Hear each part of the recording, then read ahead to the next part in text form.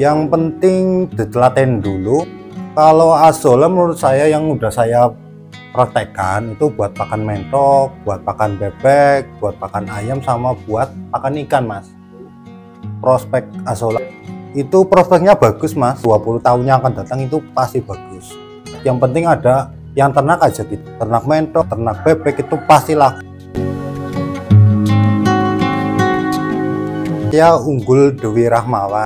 Dulunya kan saya pelihara ikan gurame, terus cari pakannya agak susah, terus pelihara azolla langsung ditebar itu loh, ditebar di kolam ikan gurame. 3 hari habis saya beli lagi cari.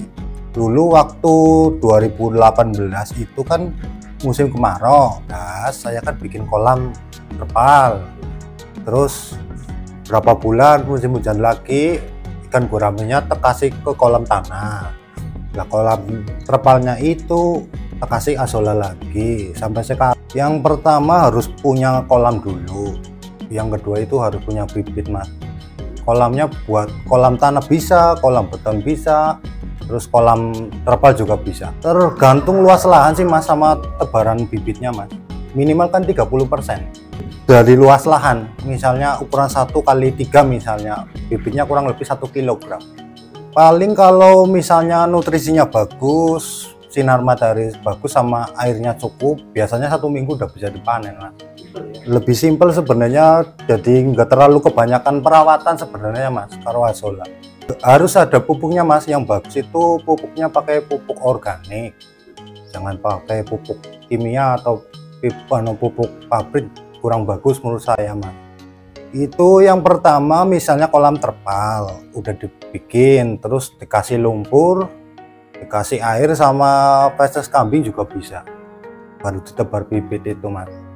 Kalau yang relatif biasanya 50 cm udah bisa misalnya, tapi kalau misalnya ada kolam tanah yang kedalamannya misalnya 1 meter atau 1,5 meter nggak apa-apa, yang penting nutrisinya mas, pupuknya itu loh mas. Kalau kolam terpal itu biasanya dari awal mas, itu kan setengah tahun apa 1 tahun masih kuat lah cara kasarnya pupuknya itu loh mas. Itu kendalanya paling biasanya ada hamanya itu loh mas. Biasanya kalau azolla itu biasanya cebong sama ulat mas. Kalau cebong biasanya makan akar, kalau akarnya agak pendek biasanya kan perkembangannya agak kurang. Kalau ulat biasanya kan di atas, itu paling simpel itu disemprot mas. Kalau misalnya nggak disemprot ya paling diambilin ulatnya mas. Yang penting tergantung mas, jenengan kalau punya kolam tanah misalnya, kan berarti jenengan harus beli cuma bibitnya aja.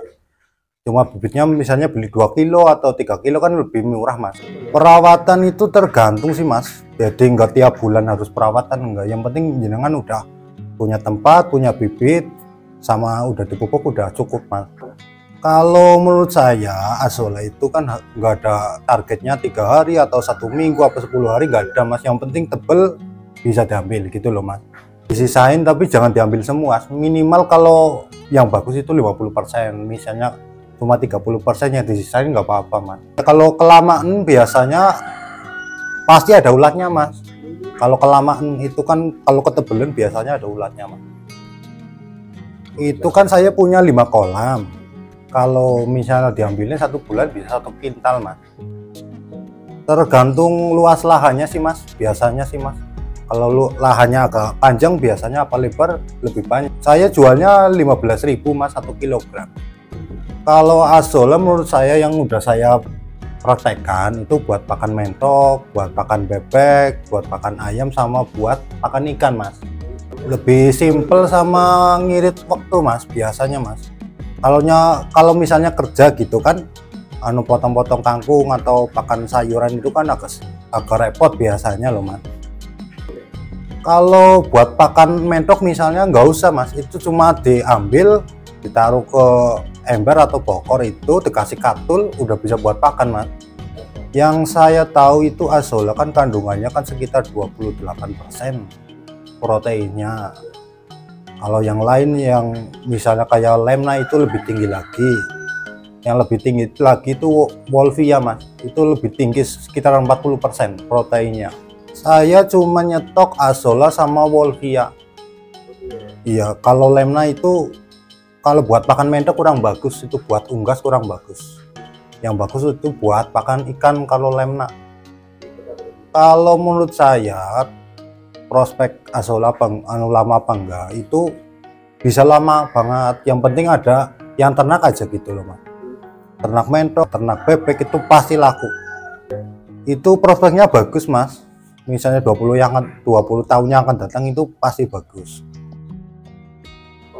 Misalnya nggak laku pernah juga. Dulu kan saya agak susah ya, belum tahu itu online kan agak susah mas.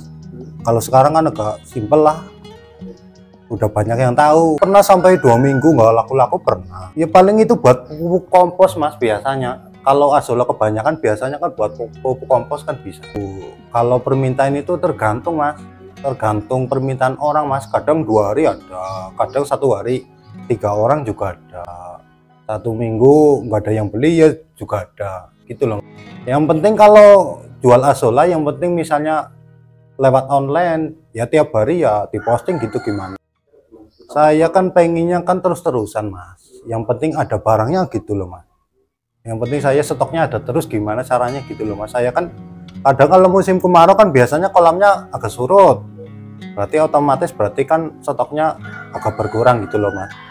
Kalau menurut saya, kalau misalnya jenengan pelihara mentok apa-apa ya minimal harus berpikiran kos biaya pakan mas.